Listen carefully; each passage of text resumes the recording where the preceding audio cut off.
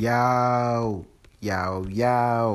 What's good, man? This is your boy at DFS Mastermind _ over on Twitter. Thank you for clicking on the video. Today's date is January the 11th. Hopefully everybody got to the green line, man. On Fanduel, I did pretty good, cashed in everything over there. DK, I did not, man. So I'm back. Draftking owe me some money. We got to get to the green line. Before I get started, I got to say, Lou Will went ham. Lou Will went off, bro. Like, I wasn't expecting that, man. He dropped a 50 burger. Kevin Durant went off too, but his his night was kind of overshadowed by Lou Will just going in. Man, he really did his thing. That was crazy to see. Shout out to him, man. That's my guy. But anyways, we got a 3-game slate. Y'all know these are not my favorite slates.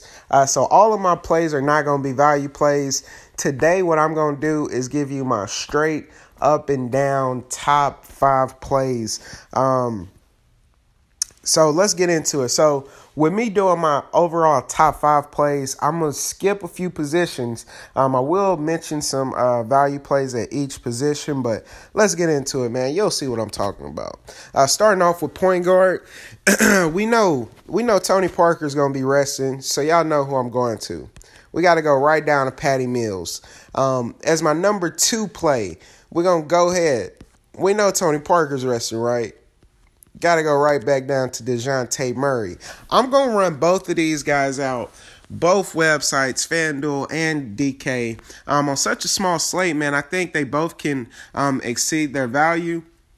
I think they're both going to see pretty decent minutes going up against LA. We know LA is not DVP-wise. It's a good matchup. It's a positive matchup. I just want to lock up all these San Antonio minutes, and that's what I'm willing to run out there. At my shooting guard, we know Kyle Lowry's out, so we're going to go to DeLon Wright. It's not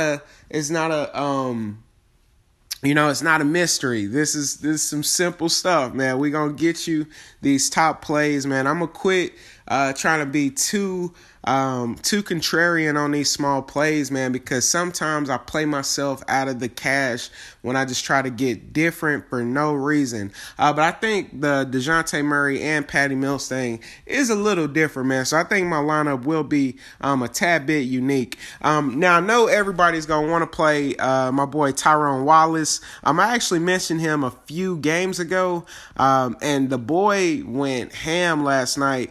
But I want y'all to know, the reason he got extended minutes like he did last game is because CJ Williams, he got hurt, man. He went out the game early, so he was the next man up, and he was hot, man. He was feeling it. 40 DK points, man, 34 minutes. My fear is that Blake Griffin is coming back tonight, and if Blake Griffin is back in the lineup, a lot of this usage from all of these other bodies are going to be gone. It's just not going to be existent. Blake Griffin will soak up a ton of usage. So that's something to keep your eye on. But if Blake Griffin is out, man, we have 3 guys that I really like from this Clippers team, man. And that's going to be Wallace. It's going to be Wesley Johnson. And it's going to be Sam Dekker. Now, I know Wesley Johnson and Sam Dekker, a lot of people, that make y'all cringe, man. That y'all be like, it sound ugly, man. It really does. But if those guys don't play, if Teodosic is out along with Blake Griffin, these guys are so short-handed that everybody that dresses out is probably going to have to play at least 20-plus minutes. And I think Sam Dekker or Wesley Johnson wounds up in the starting lineup, man. So I think that's something to look at, something we can attack. Also, Juwan Evans, just because he'll be manning the point guard situation, but really it's Lou Will. And Evans had a bit of a letdown, man. He didn't do terrible, but he didn't quite reach his value. So I look for him to have a big bounce back game, and I know his ownership percentage will be lower because people are so into recency bias. So that's something to pay attention to. But my my shooting guard that I had was DeLon Wright. I think he's safe as can be. He will be the starting point guard. Another guy I think you can look at is Van Fleet. The backup for DeLon Wright tonight. I think he's in a very, very solid spot. Moving on to small forward. I said my top 5 plays, y'all, so LeBron is going to make that cut. I got to throw LeBron in there. I think he's in a wonderful, wonderful spot. No need to explain that. He's King James. And the value plays for small forward was the Sam Decker and the Wesley Johnson. So those are some value plays for you. But my top play is definitely going to be King James. Moving on to, and Norman Powell as well. Norman Powell for Toronto. I really like him. I think he's in a very, very good spot. I got him over on my Fanduel lineup. I wanted to mention him. Power forward, dude, if I'm doing top 5, is going to be L.A. Going up against L.A. I think this is a beautiful matchup. I think Randall is going to struggle trying to guard this man. Anybody. It's not a knock on Randall. It's just anybody who's trying to guard L.A. He's just so gifted on the offensive end.